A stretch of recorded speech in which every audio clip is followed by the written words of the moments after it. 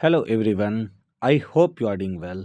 साथियों, State Bank of India में junior associates customer and support and sale के लिए बहुत ही ज़बरदस्त वैकेंसी आई है। साथियों, इसकी कटा बहुत ही कम रहने वाली है। हालांकि इसका फॉर्म उतना नहीं भरा जा रहा है, लेकिन साथियों क्यों आपको फॉर्म ये भरना चाहिए, एक बार आप देखो। साथियों, इसमें जनरल कैंडिडेट है नहीं, ईडब्ल्यूएस वाले भी भर नहीं सकते। और मोस्ट इम्पॉर्टेंटली जो आपको देखने को मिलेगा कि इसमें ओबीसी क्रीमी लेयर वाले भी नहीं फॉर्म भर सकते। साथियों, अपने आप ही कंपटीशन यहाँ ख़त्म हो जाता है। जो कट ऑफ बढ़ाने वाली कैटेगरीज हैं, जो कट ऑफ को एक्सपोनेंशियली इंक्रीज कर देती हैं, ओबीसी में भी आप देखोगे ये जो क्रीमी लेयर वाले हैं ये आपकी कट ऑफ बढ़ा देते हैं। तो ये आपको देखने को ही नहीं मिलेंगे। अब साथियों, इसकी रिक्वायरमेंट क्या है और इसके आगे का प्रोसीजर हम जल्दी से यहाँ देख लेंगे क्या। और सबसे बढ़िया साथियों कि आपको जो सरकारी नौकरी में अब बैंक वाले में अक्सर देखने को मिलता है कि आपको रीजन वाइज ट्रांसफ़र कर देते हैं, कि आपको यहाँ से ट्रांसफ़र कर देंगे साउथ वाले को अंडमान निकोबार, कुछ 3-5 होगा।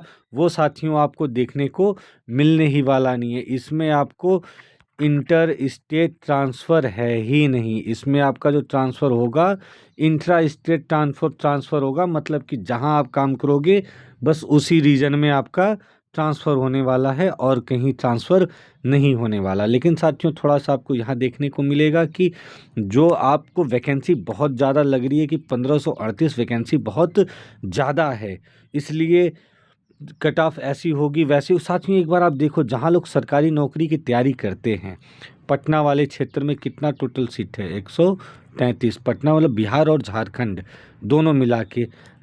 लखनऊ वाले क्षेत्र में आपको देखने को मिलेगा मात्र 31 सीट है। साथियों, अब विडंबना यहाँ ये है कि अगर आपको दूसरे रीजन में अगर आपको फॉर्म भरना है और आप हिंदी स्पीकिंग बेल्ट से हो, तो साथियों आप छत्तीसगढ़ आप जाओगे तो आपको ये सारी लैंग्वेज चाहिए। अगर आप जैसे ही हैदराबाद जाओगे आपको तेलुगु उर्दू चाहिए, चेन्नई जाओगे तो आपको तमिल चाहिए। तो यहाँ तो आप ऑलरेडी नहीं भर पाओगे। उड़ीसा अगर आप जाना चाहते हो तो आपको उड़िया आपको आनी चाहिए। तो इन सारे क्षेत्रों में तो आप वैसे ही फॉर्म नहीं भर पाओगे। और वेस्ट बंगाल में आप जाओगे तो आपको बंगाली और नेपाली आनी चाहिए। तो जिन जो हिंदी बेल्ट वाले छात्र हैं वो तो वैसे ही यहाँ से फ़िल्टर हो जा रहे हैं। तो थोड़ा सा आपको कंपटीशन यहाँ देखने को मिल भी सकता है। अब साथियों, इसकी और रिक्वायरमेंट क्या है, जैसा मैंने आपको पहले बताया कि देखो यहाँ तो इंटर स्टेट का ट्रांसफ़र होगा ही नहीं, इंट्रा स्टेट ट्रांसफ़र आपको देखने को मिलेगा। और ये वाला प्रोविज़न साथियों जो सबसे बेहतरीन, ये ओबीसी के साथ भी थोड़ा अन्याय है। अब ये ओबीसी को निकाल दिए इसमें से फ़िल्टर करके कि भाई आप तो इसको दे ही नहीं पाओगे, तो उनके साथ भी थोड़ा सा यहाँ पे अन्याय हुआ है। अब साथियों, जो आप लोग के पास ये कैटेगरी का सर्टिफिकेट है ये आप लोग अपने पास रखिएगा, क्योंकि इतनी बड़ी अपॉर्चुनिटी फिर आपसे मिस नहीं हो पाए। साथियों, एज आप देखोगे तो एज का क्राइटेरिया आपको पहले ही देखने को मिल जाएगा। 28 साल आप होने चाहिए। और इसमें कहाँ से, 1/4/2026 से 26 तक, ये 1/4/2006 से लेकर इस मध्य में आपकी एज होनी चाहिए। एज रिलैक्सेशन में बहुत ह्यूज एज रिलैक्सेशन है। अब इतने लोगों को इसमें से निकाले, जनरल निकाल दिए, ईडब्ल्यूएस निकाल दिए, ओबीसी निकाल दिए, लेकिन साथियों ये देखो पीडब्ल्यूबीडी एससी एसटी को 15 साल का रिलैक्सेशन, पीडब्ल्यूबीडी एस ओबीसी वाले में 13 साल का रिलैक्सेशन, और ये 3 साल और 5 साल ये तो है ही। इतना ह्यूज रिलैक्सेशन, साथ में इसमें इन्होंने वीडियो को भी ऐड कर लिया है, जो कानूनी तौर पे हो गए उनको भी 7 साल का रिलैक्सेशन। तो साथियों इसमें अलग से बहुत सारे रिलैक्सेशन है। ये आपका डिसेबिलिटी वाला क्राइटेरिया है, इसको भी एक बार आप फॉर्म भरने से पहले अगर आप डिसेबल हैं तो ये ज़रूर अपना क्राइटेरिया एक बार चेक कर लीजिएगा कि इसकी क्राइटेरिया आपकी क्या होने वाली है। साथियों, सबसे मेन इम्पोर्टेंट इसमें आपको देखने वाला है कि आपके पास परीक्षा की तैयारी करने का टाइम आपको नहीं मिलने वाला है। अगर आप 40% आप डिसेबल हैं तो आपको बहुत सारी बेनिफिट मिलेगी। ये सारा स्क्राइब आपको दिया जा सकता है, मतलब आपका पेपर कोई और आके लिख सकता है अगर आप 40% डिसेबल हो। साथियों, पेपर आपको कब देखने को इसका मिलेगा?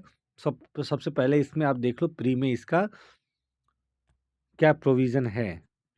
आपको इंग्लिश लैंग्वेज आनी चाहिए, न्यूमेरिकल एबिलिटी होनी चाहिए और जो रीजनिंग एबिलिटी होनी चाहिए। इसके 30 क्वेश्चन, 35 क्वेश्चन और 35 टोटल 100 क्वेश्चन के आपके 100 क्वेश्चन 100 मार्क्स के रहने वाले हैं और मात्र 1 घंटे का पेपर। लेकिन साथियों, इसमें ट्विस्ट ये है कि आपका पेपर सितंबर में ही ले लिया जाएगा। अगस्त आपका चल रहा है तो आपके पास हार्डली 40 डेज़ का टाइम बच रहा है, तो आपके पास ज़्यादा टाइम है नहीं। और साथियों, मेंस में आप देखोगे तो इसमें भी जिनकी इंग्लिश अच्छी है उनको बहुत ही फ़ायदा यहाँ पे होने वाला है।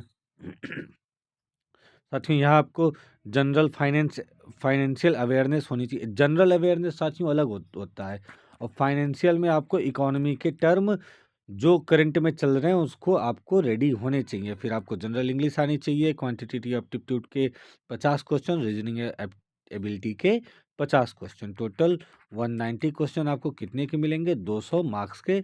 2 घंटे 40 मिनट का आपका मेंस का पेपर होने वाला है। अब साथियों, ये मेंस का पेपर भी 1 ही महीने बाद आपको ले लिया जाएगा। आपका सितंबर में प्री होने वाला है और अक्टूबर से लेके नवंबर में आपको, देखो साथियों यहाँ पे लिखा है ना, टेंटेटिव एग्ज़ाम शेड्यूल जो आपका है सितंबर में आपको देखने को मिल जाएगा और ये अक्टूबर में आपको इसके मेंस के एग्ज़ामिनेशन देखने को मिल जाएँगे। तो साथियों, जल्दी से पे स्केल साथियों इसका गजब का पे स्केल है। आप इसकी पे स्केल देखो, 24,050 रुपए से लेके 64,480 तक इसका पे स्केल है। मतलब साथियों आपको अच्छा खासा सैलरी, आपको इन हैंड सैलरी मिलने वाली है। तो साथियों, इसकी तैयारी आप लोग ज़बरदस्त तरीके से करिए क्योंकि टाइम बहुत कम है। अगर आपका प्री निकल भी जाता है तो मेंस के लिए आपको बस 1 महीना या यूँ मान लो कि 40 दिन ही मिलने वाला है। तो इसको आप लोग भरिए। फॉर्म आप लोग भर नहीं रहे हो इसलिए वीडियो बनाना पड़ रहा है। जूनियर एसोसिएट्स की ज़बरदस्त वैकेंसी है। आपको ज़्यादा वर्क इसमें करना ही नहीं होता है और सबसे अच्छी बात है कि आप अपने रीजन की वैकेंसी भर सकते हो। आप अपने क्षेत्र में लेके अपने ही क्षेत्र में आप काम करो, कहीं और जाने की आपको ज़रूरत नहीं है। तो साथियों, यही इसका अपडेट था। आप लोग जल्दी से जल्दी फॉर्म को भरिए। अपना, अपने साथियों का, अपने स्वजनों का ख्याल रखिएगा। जय हिंद साथियों।